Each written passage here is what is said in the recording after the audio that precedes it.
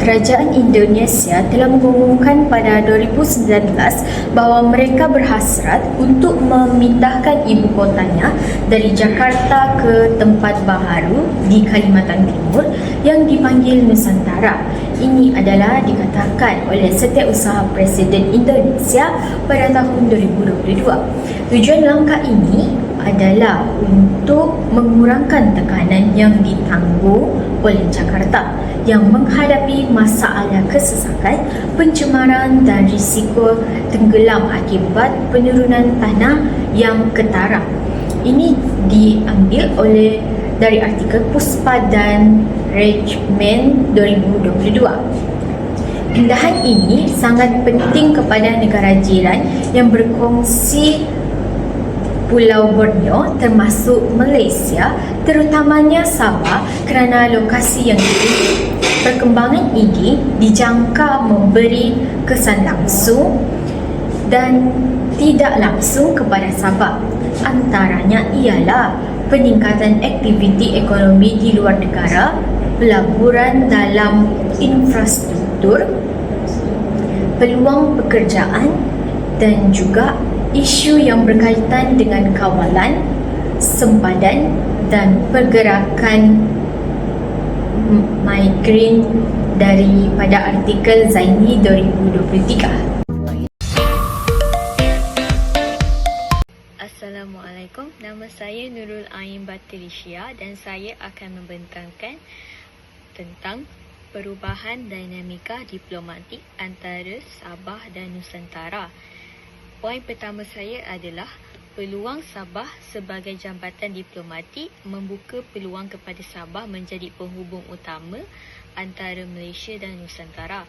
Seterusnya, poin kedua saya ialah peranan strategik Sabah di mana Sabah boleh menjadi tuan rumah mesyuarat dua hala ataupun bilateral, forum ekonomi, projek bersama Indonesia terutamanya dalam bidang perdagangan, keselamatan dan pelaburan. Seterusnya, poin saya yang ketiga ialah kerjasama merentas sepadan di mana Sabah boleh menjalinkan kerjasama secara langsung ataupun subnational diplomasi dengan provinsi-provinsi Kalimantan untuk memperkukuhkan lagi hubungan serantau. Poin saya yang keempat adalah cadangan pengukuhan hubungan di mana penubuhan Majlis Diplomasi Sabah dan Kalimantan menunjukkan pelibatan institusi ataupun institusi pendidikan Sabah seperti Universiti Malaysia Sabah dalam dialog besar dan diplomasi budaya. Poin saya yang terakhir adalah keperluan autonomi dan koordinasi. Sabah perlu diberi lebih kuasa autonomi dalam hal ehwal antarabangsa dan ekonomi serantau di mana sebagai contoh koordinasi antara kerajaan negeri dan persekutuan amatlah penting. Kesimpulannya, Sabah mempunyai potensi besar untuk menjadi pusat diplomasi dan ekonomi serantau jika mereka mempunyai strategi yang efisien dan inklusif untuk melaksanakan diplomasi mereka pada landscape serantau. Assalamualaikum dan salam sejahtera. Nama saya Khadijah binti Abdullah yang memegang kad matriks BA 24160655. Hari ini saya ingin membentangkan tentang isu tuntutan dan sempadan.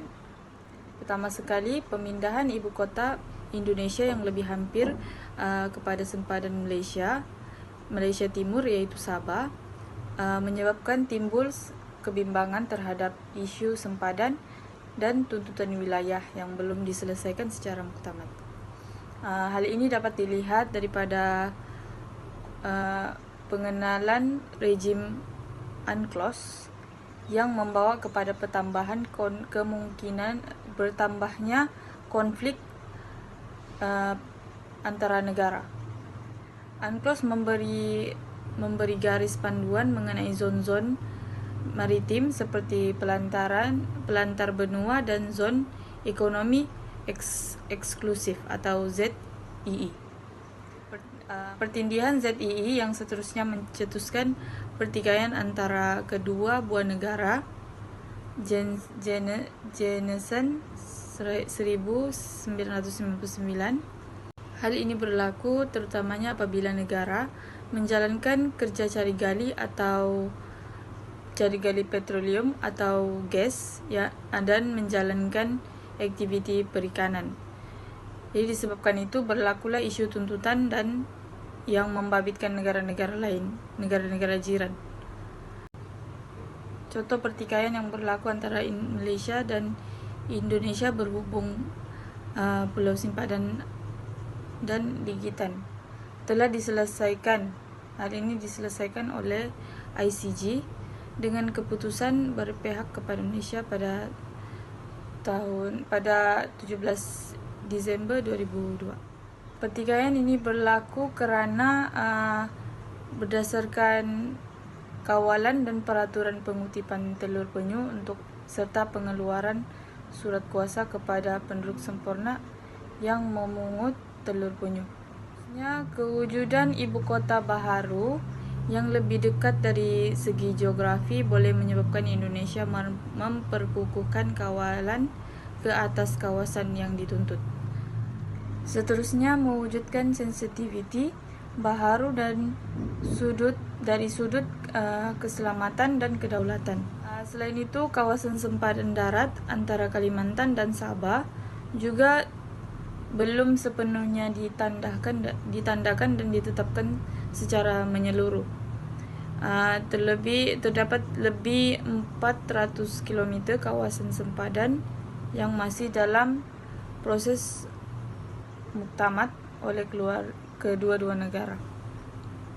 Oleh itu, adalah penting bagi Malaysia dan Indonesia mengukuhkan kerjasama dalam pemetaan, sempadan dan pengurusan imigresen dan kawalan keselamatan. Assalamualaikum dan salam sejahtera. Saya Nurhaina, nombor matriks BA24110512. Hari ini saya ingin membentangkan impak ekonomi terhadap Sabah susulan pemindahan ibu kota Indonesia dari Jakarta ke Nusantara, Kalimantan Timur. Di mana pemindahan ini membuka peluang besar kepada Sabah dari aspek perdagangan dan juga pelaburan kerana kedudukan negeri ini yang strategik berdekatan dengan Kalimantan. Pertama, kita jangka peningkatan aktiviti perdagangan dan tersepadan, khususnya di kawasan seperti Tawau, Sandakan dan Kota Kinabalu. Sabah berpotensi menjadi hub logistik dan pusat transit utama ke Ibu Kota Baharu Indonesia, sekaligus merancangkan sektor pelancongan dan perniagaan tempatan. Kedua, peluang pelaburan asing secara langsung FDI turut meningkat, memandangkan Kalimantan akan memerlukan banyak bekalan bahan mentah, tenaga dan logistik yang boleh ditawarkan oleh Sabah. Namun, kita juga perlu bersedia menghadapi persaingan jika Kalimantan menawarkan dasar pelaburan yang lebih menarik. Ketiga, pemindahan ini membuka ruang kepada kerjasama serantau melalui inisiatif seperti Borneo Gateway yang boleh memperkukuh hubungan ekonomi antara Sabah dan Kalimantan dalam bidang perdagangan bebas, logistik dan juga industri hiliran.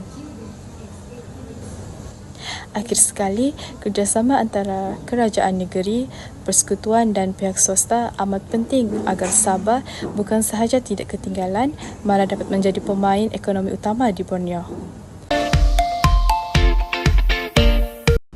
Seterusnya saya akan membincangkan tentang impak perpindahan ibu kota Indonesia ke Nusantara terhadap negeri Sabah dari segi peluang pekerjaan dan tenaga kerja. Pemindahan ibu kota Indonesia dari Jakarta ke Nusantara di Kalimantan Timur merupakan langkah strategik yang membawa pelbagai implikasi bukan sahaja kepada Indonesia tetapi juga kepada negara jiran seperti Malaysia. Negeri Sabah merupakan negeri yang berkongsi sepadan geografi dan budaya dengan Kalimantan dan dijangka mengalami kesan langsung terutamanya dalam aspek peluang pekerjaan dan tenaga kerja.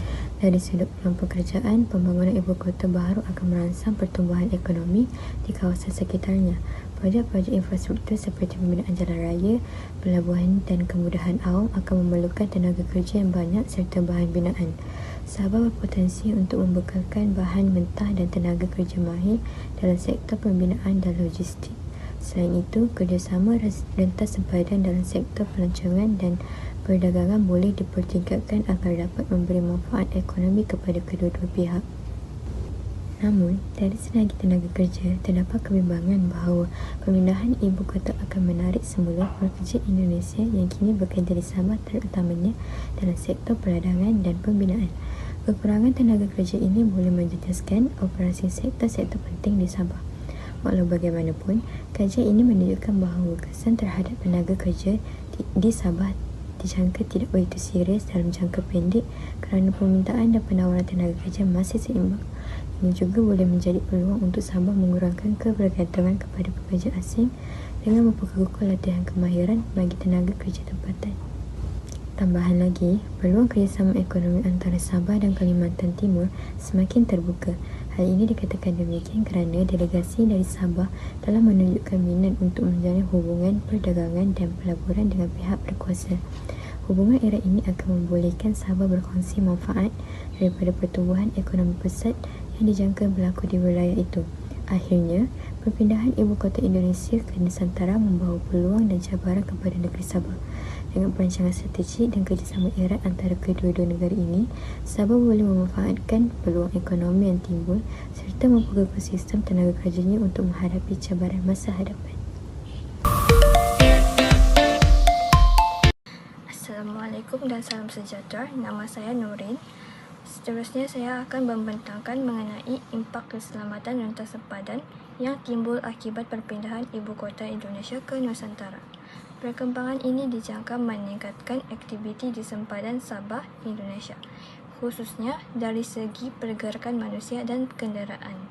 Menurut Kasim 2021, situasi ini berpotensi menambah kes pencerobohan tanpa izin serta penyeludupan manusia, sekaligus menimbulkan ancaman keselamatan yang signifikan kepada Sabah.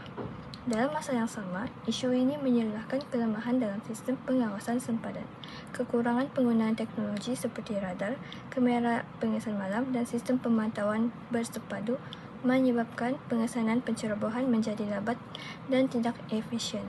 Marwan 2023 turut menyatakan bahawa kelewatan bertindak balas terhadap pelanggaran sempadan boleh mengancam keselamatan negeri secara berterusan. Tambahan pula, keadaan ini menuntut kerjasama keselamatan yang lebih erat antara Malaysia dan Indonesia. Tanpa koordinasi operasi dan pertukaran maklumat yang berkesan, keupayaan kedua-dua negara untuk menangani isu rentas sempadan akan terjejas. Sebagai kesimpulan, perpindahan ibu kota Indonesia membawa implikasi besar terhadap keselamatan Sabah.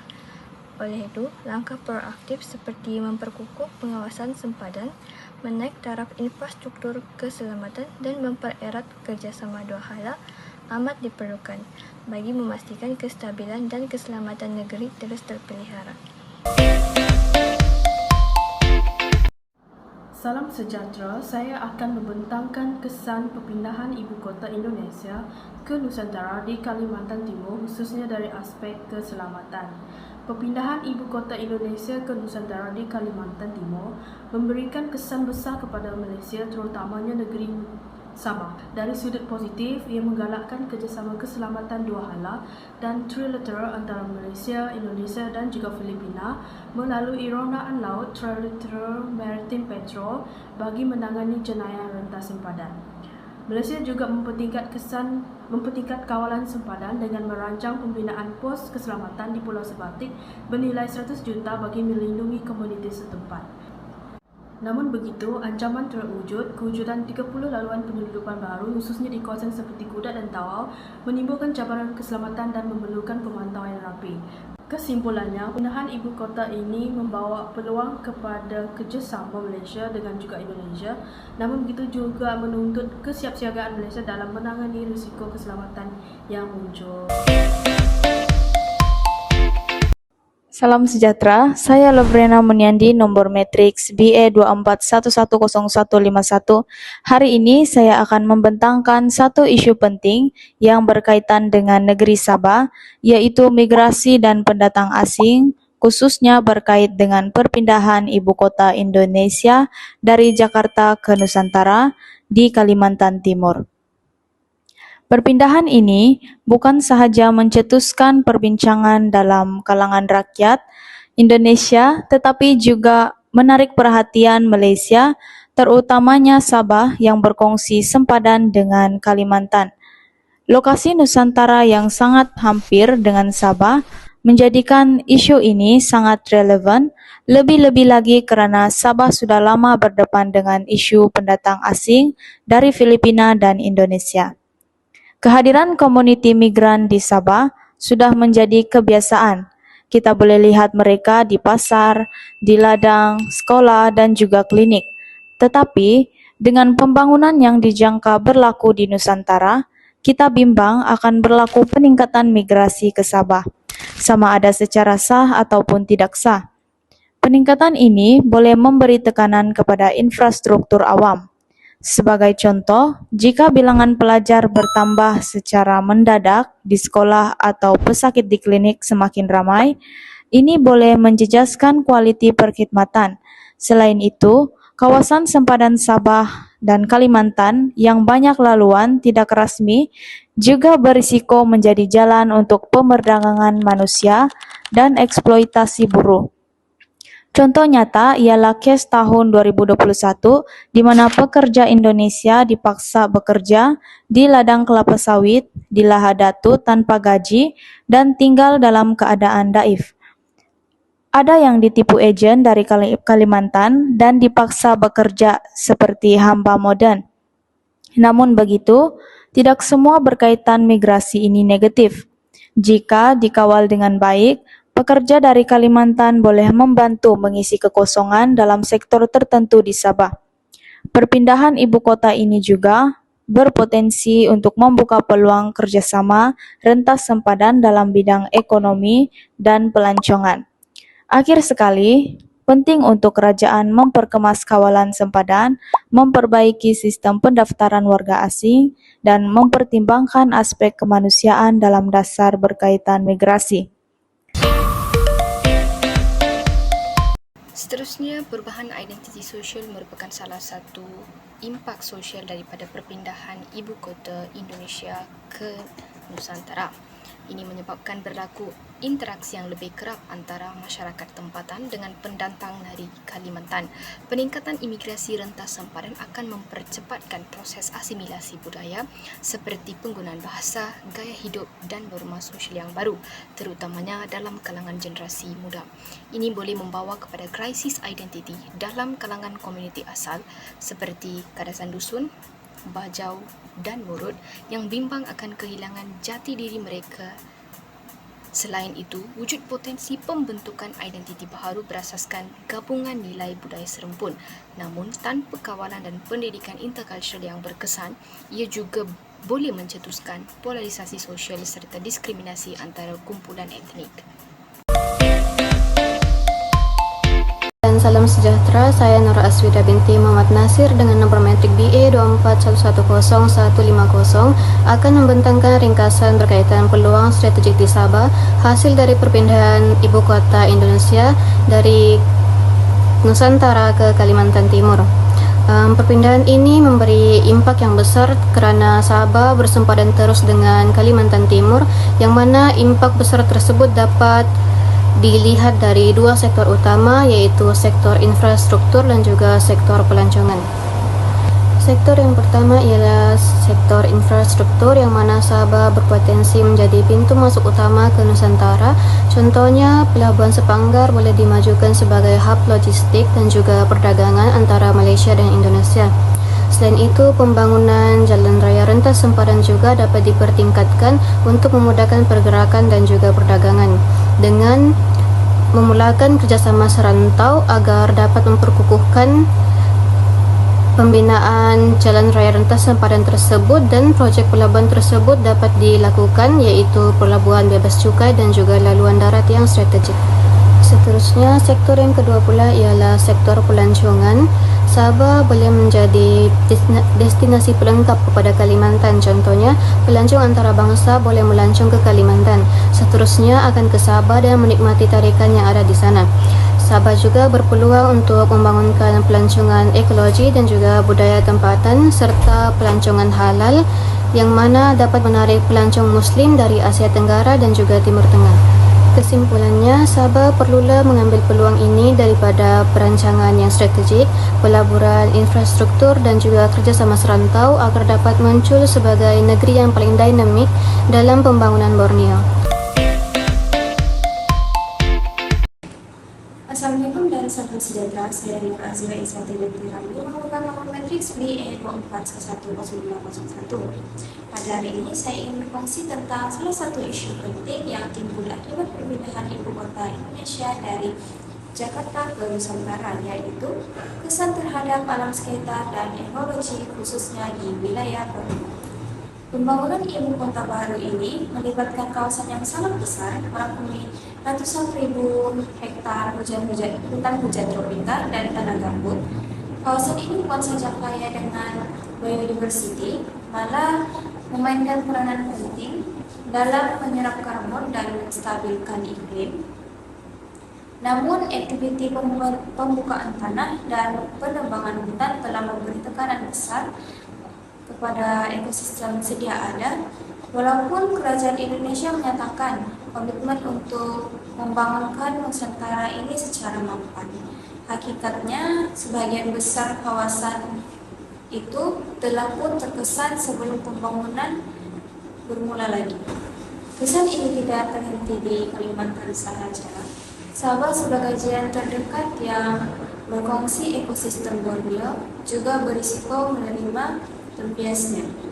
Gangguan terhadap habitat hutan akan menyebabkan spesies liar seperti orang hutan dan gajah piknik kehilangan laluan semula jadi mereka, sekaligus meningkatkan risiko kepupusan.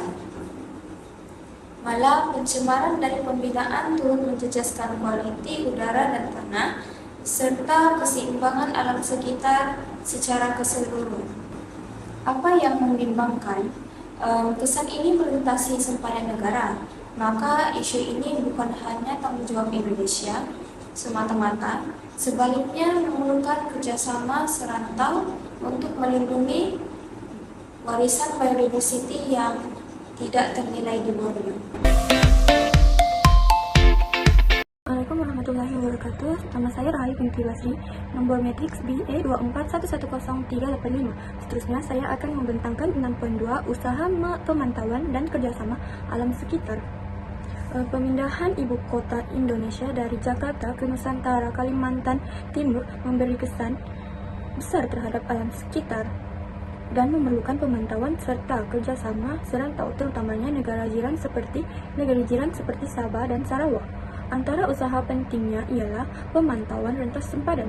Kerjasama antara Sabah dan Indonesia diperlukan untuk memantau kualiti udara, biodiversity, dan jerebu menggunakan teknologi seperti satelit dan GIS. Perjanjian ASEAN mengenai pencemaran asap pentas sempadan menjadi kerangka utama. Usaha yang kedua pula ialah pemantauan biodiversity. Usaha berterusan penting bagi mengurangkan kesan negatif terhadap habitat dan spesies terancam, serta merancang pemeliharaan melalui kerangka ekologis seperti CFS. Usaha yang ketiga pula ialah inisiatif segitiga terumbu karang. Malaysia dan Indonesia perlulah bersama empat negara yang lain bekerjasama melindungi sumber marine dan pesisir untuk mengatasi ancaman alam sekitar, termasuklah kesan daripada pemindahan ibu kota Indonesia. Usaha yang terakhir pula ialah kerjasama Malaysia-Indonesia. Hubungan diplomatik yang kukuh menyokong komitmen Malaysia untuk melabur dalam pembangunan Nusantara, termasuklah aspek kelestarian alam sekitar. Oleh itu, kerjasama serantau ini penting bagi menjamin pembangunan mampan dan mencegah impak terhadap alam sekitar di rantau Borneo. Salam sejahtera, saya Tanyumi akan membentangkan bahagian kesimpulan dan cadangan. Kesimpulannya, perpindahan ibu kota Indonesia ke Nusantara di Timur Kalimantan merupakan perubahan geopolitik dan ekonomi besar. Secara tidak langsung, ia akan mempengaruhi wilayah Sabah. Kedudukan geografi yang berdekatan dan hubungan sosial ekonomi menjadikan Sabah antara wilayah yang paling terkesan sekali. kesannya bersifat duisi, iaitu wujudnya peluang pertumbuhan ekonomi, pembangunan infrastruktur dan juga kerjasama serantau. Namun begitu, ia juga menghadapi cabaran keselamatan sempadan, persaingan ekonomi dan kelestarian alam sekitar. Oleh itu, Sabah perlu bertindak proaktif untuk memanfaatkan peluang sekaligus mengurangkan risiko. Oleh itu, kerjasama erat dengan Indonesia dalam perancangan strategi dan komitmen terhadap kelestarian alam merupakan kunci untuk memastikan Sabah turut mendapat manfaat dari perubahan ini. Kerajaan negeri dan persekutuan perlu mempertingkatkan kemudahan pelabuhan, jalan raya dan sistem kawalan sempadan bagi memudahkan perdagangan dan mengawal pergerakan rentas sempadan. Bukan itu sahaja, Sabah boleh mengambil inisiatif untuk membina hubungan ekonomi dan diplomatik yang lebih kukuh dengan wilayah di Kalimantan melalui forum serantau seperti BIMP EAGA. Jelaslah bahawa tindakan segera dan perancangan jangka panjang adalah kunci kejayaan pertahanan sesebuah negara.